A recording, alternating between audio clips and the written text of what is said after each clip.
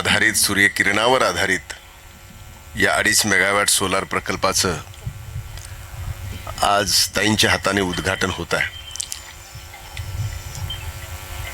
इथं सूर्य मावळलाय, पण पुढच्या कार्यक्रमाला किरण वाट बघतोय.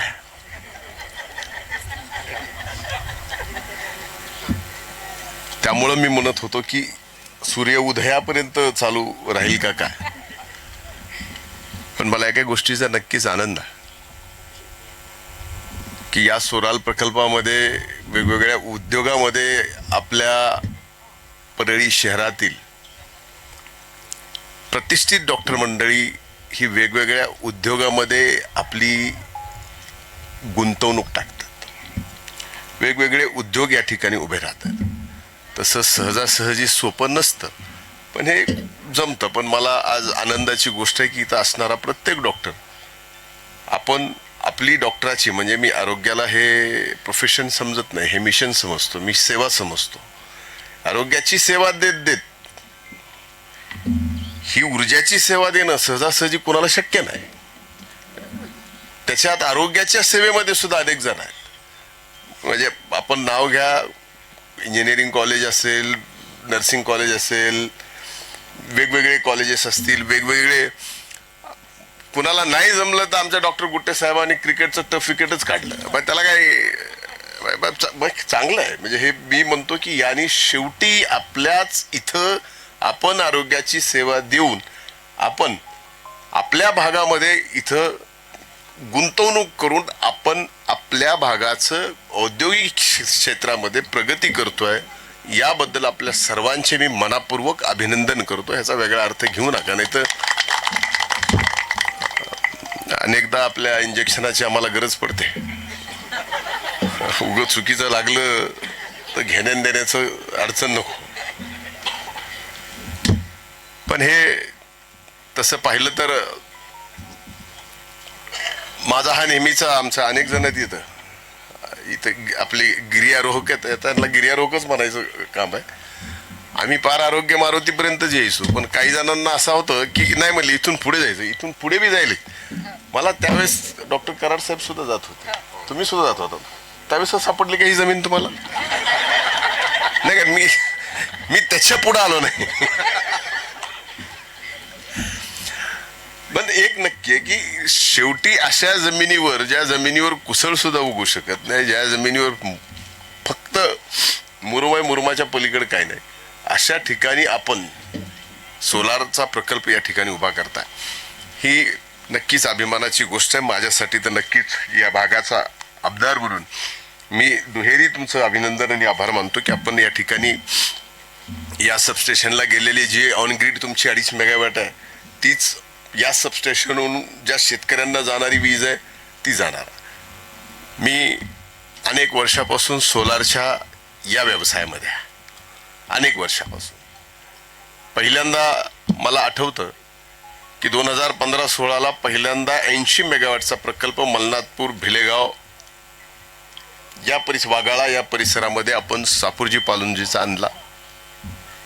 माझी म्हणजे अण्णांनी घेतलेली तिथे जमीन होती, ती जमीन आपण त्या प्रकल्पाला दिली. त्यावेळेस ते प्रकल्प फार लवकर पूर्ण झाला. 9 वर्ष ऑन ग्रीडवर चालणारा हा मराठवाड्यातला पहिला प्रकल्प आपल्या परळीतला आहे. आज 9 वर्ष झाला ऑन ग्रीड आहे. आणि आनंदाची एक गोष्ट आहे की त्यामुळं तुम्ही 80 मेगावॅट, त्यावेळेस तर प्रत्येक मेगावॅटला खर्च 6.5 कोटी रुपये होता. त्यावेळेसची गुंतवणूक बघा आपल्या तालुक्यात किती आली. आज हे 2.5 मेगावॅट जरी आपण म्हणत असलो, यांना 5 कोटी तरी तुम्ही ज्यावेळेस, आता 23ची ऑर्डर आहे तुमची, ही 2023ची, बरोबर आहे. 2023ला ही योजना होती, आत्ता तशी काही ही योजना नाही. पण 23च्या योजनेमध्ये ही गुंतवणूक काय साधी आहे का? नाही. एक प्रश्न मी सभागृहात ज्यावेळेस विचारला की आमचा 9वा प्रकल्पाचं ऊर्जाचं काय झालं कोळशावरच्या, माननीय मुख्यमंत्र्यांनी त्यावेळेस उत्तर दिलं, ताई सभागृहात होत्या, की त्या प्रकल्पासाठी आम्ही प्रयत्न करूच, पण लागलीच आम्ही 350 मेगावॅटचा सोलार प्रकल्प आपण परळीत देऊ. त्याच्या 50 मेगावॅटचं लवकरात लवकर भूमिपूजन या ठिकाणी माननीय मुख्यमंत्री, माननीय ताई या सर्वांच्या उपस्थितीमध्ये भूमिपूजन आपण तिथं करणार आहोत. ते 50 मेगावॅट म्हणजे त्याचा आजचा खर्च जरी गृहीत धरला तर तो खर्च आज जवळजवळ 4.5 कोटी रुपये. आता नव्याने सोलार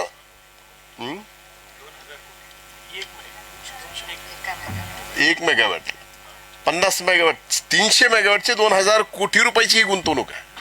म्हणजे आपण म्हणतो की उद्योग येत नाही, अनेक म्हणतात की रोजगार नाही, ही गुंतवणूक आहे. शेवटी 50 मेगावॅट जर लगेच चालू झाला तर त्या 50 मेगावॅटसाठी काम करायला जे रोजगार आहे तर अक्षरशः खुरपणाऱ्यापासून ते सोलारवर पॅनलवर पाणी मारणाऱ्यापर्यंत, इंजिनियर पासून ते ITI पर्यंत सर्वांना रोजगार देणारा हा प्रकल्प आहे.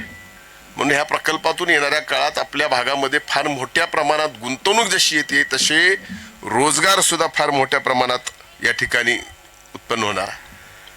आता नव्याने ज्यावेळेस आपण हा प्रकल्प करायला जाल कुणी डॉक्टरांना, तर माझा सल्ला की नका जाऊ.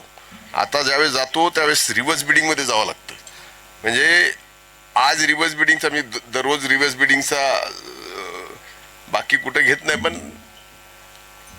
काही जण ओपन क्लोज आता नाही, पण जसं घेतात तसं मला ते सोलारचा रिव्हर्स बिडिंगचा काय रेट आहे रोजचा ते माहिती घेतो. आज ₹2.94. आम्ही आता कराड साहेब तेच चर्चा करत होतो. ₹2.94 आज कोणी त्यांनी आज हे सोलार प्रकल्प परवडत नाही. पण आता पहिल्यांदा ज्यावेळेस आम्ही या ठिकाणी एक प्रकल्प 25 मेगावॅटचे मी दोन व्यक्तिगत प्रकल्प करतोय, त्या प्रकल्पाला पहिल्यांदा शासनाने आपला 50 मेगावॅटचा सुद्धा प्रकल्प असा आहे, ही येणारी दिवसाची वीज आहे, दिवसाच द्यावं लागते. ही स्टोअर करता येत नाही, ही थांबवता येत नाही. ही लगेच एकमेव अशी वीज अशी गोष्ट आहे की जी स्टोअर करता येत नाही, त्याला वेगळी व्यवस्था करावी लागते. आणि ती व्यवस्था एवढी खर्चिक आहे की ती कुणालाही परवडत नाही, म्हणून तो प्रकल्प कधीच परवडायचा नाही. आता मात्र सकाळी दिवसभर निघणारी ही जी वीज आहे, भरेही दिवसात त्याला मागणी नसली तर ती स्टोअर करून रात्री देण्याची व्यवस्था आता करता येऊ शकते. अशी बॅटरीज आता या प्रकल्पामध्ये आणल्या जात आहेत. आणि ते बॅटरीचा पहिला प्रकल्प सुद्धा आपल्या परळीमध्ये या ठिकाणी आपण सोलार सोबत बॅटरी, म्हणजे त्याला ऍडिशनल जसं 2.5 मेगावॅट म्हणताय ना, तर त्याला एक्स्ट्रा तुम्हाला 1.5 मेगावॅटचा खर्च धरावा लागतो. म्हणजे 4 मेगावॅटला जो खर्च येतो तो बॅटरी सोबत तेवढा खर्च 2.5 मेगावॅटसाठी येतो. त्यामुळं काय होतं की ज्यावेळेस मागणी आहे त्यावेळेस तुम्हाला त्या बॅटरीतनं तुम्हाला ती मागणी असताना ज्यावेळेस भाव जास्त असतो त्यावेळेस ती वीज तुम्हाला त्या बॅटरीतनं स्टोअर केलेल्या बॅटरीतनं देता येते. ती व्यवस्था सुद्धा आपल्या परळीतून या ठिकाणी होते. मी मनापासून या प्रकल्पाला शुभेच्छा देतो. मला माहिती आहे की राजाभाईंनी या जमिनीचा व्यवहार करून दिला. आपले उपनगराध्यक्ष आहेत, पती आहेत, पण राजाभाईला माझी विनंती आहे की नेमकी रजिस्ट्री करून द्या. आता घेणाऱ्याला माहित नाही, म्हणजे आता घेणारे डॉक्टर त्यांना तरी काय, त्यांना घ्यायची जमीन, आता ते कुठं शेतकऱ्यासारखी जाऊन बघणार आहेत की ही आहे. आता पुढे बोलू नका, थांबा जरा. जमीन राजाभाईने दिली, देणाऱ्याने दिली, घेणाऱ्याने घेतली, पण जमीनच कुठे माहित नाही. आता जमीन शेवटी हुडकावं लागली मला, आणि हुडकिली मी तर भानगडी एवढ्या, जिथं अभिजित आहे तिथं गजो आला का विचारलं, लालासाहेब सगळ्यांना एकत्रित बसवलं. ही इकडली जमीन सगळी देशमुखांची आहे, त्यांना सगळ्याला एकत्रित बसवून ही जमीन ताईला जशाला तशी काढून दिली. त्यावेळेस हा प्रकल्प, नाही तर मी ताईच्या कधी डोळ्यात पाणी बघितलं नाही, पण त्या दिवशी त्यांच्या डोळ्यातले अश्रू, मी म्हणलं नाही, हे काही करून मला 1 दिवसात विषय मिटवून पाहिजे. मला वाटतं की 8 दिवसात हा विषय मिटला. आणि तात्काळ मला ताईने सांगितलं की एवढं आता जमीन हुडकून द्यायचं काम तूच करू शकतो, पण याचा अर्थ माझ्या जमिनीतलंही असं होत नाही. पण अवघड कामं आहेत, ते करणं आपलं काम आहे, ते केलं. पण एक नक्की आहे, पण आता सुद्धा मी सल्ला देतो आपल्याला, हा प्रकल्प आणखीन यशस्वी करायचा असेल तर तुम्ही, म्हणजे गुंतवणुकीला तशी अडचण नाहीच, नसणारच आहे तुम्हाला, पण आपण बॅटरी स्टोरेज पण आपण या ठिकाणी करण्यासाठी पुढे यावं. तुम्ही सुद्धा पानसरे साहेब, तुम्ही पहिल्यांदा मराठवाड्यात आलात, इकडे आलात, तुम्हाला इथं कसं म्हणजे उभं राहायचं, सोडा बसायची कशी अडचण होती, इथं दगड होती. आम्हाला दगडावर बसायची सुद्धा सवय आहे. मराठवाड्यातले दगडातले माणसं आहेत. पण एक नक्की आहे, तुम्ही आमच्या प्रेमात पडल्याशिवाय राहणार नाहीत, कारण आमचा पाहुणचार एवढा असतो.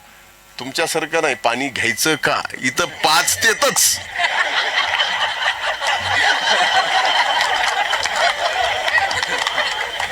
त्यामुळं तुम्ही नक्कीच प्रेमात पडताल आमच्या. आपले आभार आपले. आणि माझं म्हणणं आहे की ताई, एक कंपल्सरी करा की आपण शेवटी ही इलेक्ट्रिक म्हणजे आपण ग्रीन एनर्जी आहे. आम्ही अनेक जणांनी इथं ठरवलं होतं, इथं काळे सर आहेत, अनेक जण डॉक्टर इथं, की आपण वाहन येऊ द्यायचं नाही. ठरलं होतं का नाही? कुठले वाहन इकडे येऊ द्यायचं नाही. मध्ये मध्ये तर रात्री इकडे काय उद्योग चालायचे मला माहिती, कारण मी इथं राहत होतो, म्हणजे घर आपलं इथं. त्यामुळे रात्रीचं वाहन, दिवसा वाहन येऊ द्यायचं नाही, कारण ही बर्दन ही आपण नो व्हेकल झोन ठेवू. आत्ता सुद्धा आपल्याला ते करावं लागेल. आणि करताना आता तुम्हाला 2 व्हेकल झोन ठेवायचा, रस्ता कुठून आणायचा दुसरा.